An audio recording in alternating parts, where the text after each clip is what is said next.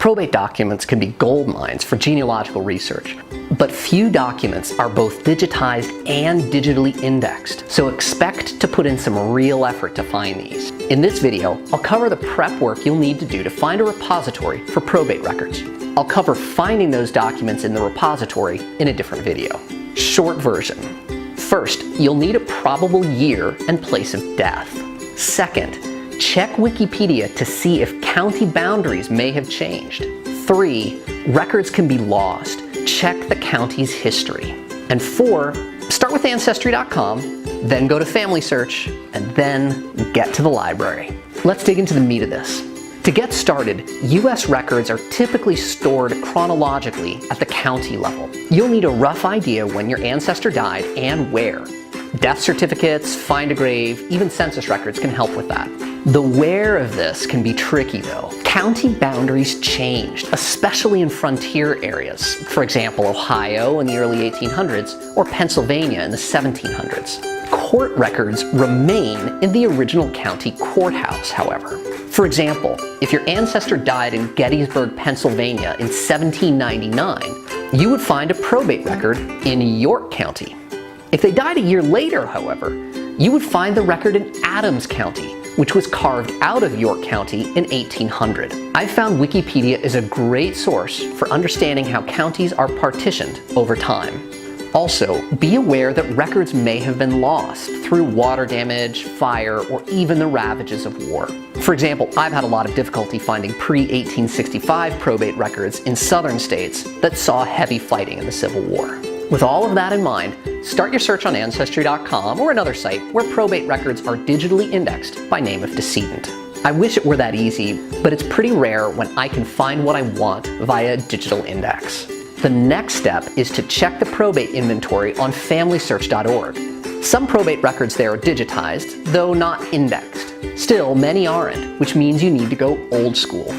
I'm a big fan of the library at this point. If you're lucky like me, you live close to a city with a great genealogy section. If you don't, interlibrary loans can bring great libraries right to your local branch. Let's take a look at Family Search's probate information for Highland County, Ohio. See those books with authors? You'll often find a handful of books published in the last 20 to 50 years that have indices and abstracts, not just of probate records, but of all sorts of county records with genealogical value. Book links on Family Search will take you to worldcat.org, which is a huge database of library catalogs. WorldCat provides more than enough info to have your local library request the book via interlibrary loan. And these books are gold mines. A lot of them will index anyone referenced in their abstract of a probate proceeding, meaning you can find probate proceedings that mention your ancestor, but are centered on your ancestor's family, friends, and associates.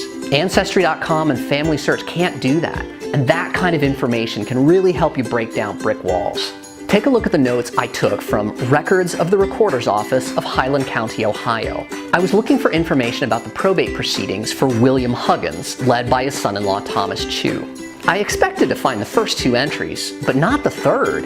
Who were Nancy and Zebulon Overman? Now, this is a topic for another video, but that unexpected entry resulted in a complete restructuring of one branch of my wife's family tree. Ideally, an old book abstracting probate records will point you right back to FamilySearch.org's digitized records. But there's a good chance you'll have to order a microfilm from the Family History Library. If your public library isn't a partner with the Family History Library, you can have the microfilm sent to a nearby Mormon Family History Center. Now, as a fellow who doesn't believe in a God of miracles, a personal God, I felt a little awkward showing my face in a Mormon building. You know, I was like, my preference for Einstein's old man was somehow, tattooed across my forehead. Mormon coworkers told me not to worry about it, and they were right. Everyone was very welcoming, so don't feel shy. Important point though, you won't be visiting a Mormon temple, so don't go to those beautiful buildings with the spires and all that. You're going to be going to a ward building, which isn't a holy site. If you're not sure where you're going, well, if you enter the building and there's a guy wearing a full white suit, you got the wrong place.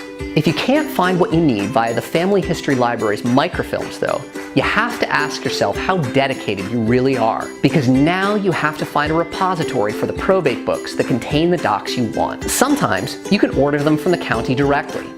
Other times, a local historical society may have the documents and are set up to help you acquire them. But you're still going to have to go find that repository. The worst case scenario, and I've been here, is that you have to physically visit the county courthouse to view their records, and that can be hugely expensive. As a last resort, if you can't make the trip yourself, you could hire a process server. I've done that, but a process server is accustomed to finding modern court documents on a deadline or serving subpoenas to people who don't want to receive them. Asking them to find a court case from the 1750s, they will happily take your money, but expect it to cost you several $100s and multiple retrips. And even then, they may not be able to find what you want. I hope you enjoyed this 5-minute genealogy video. Please subscribe to my channel and give a thumbs up. If you've got any feedback or suggestions, please leave them in the comments.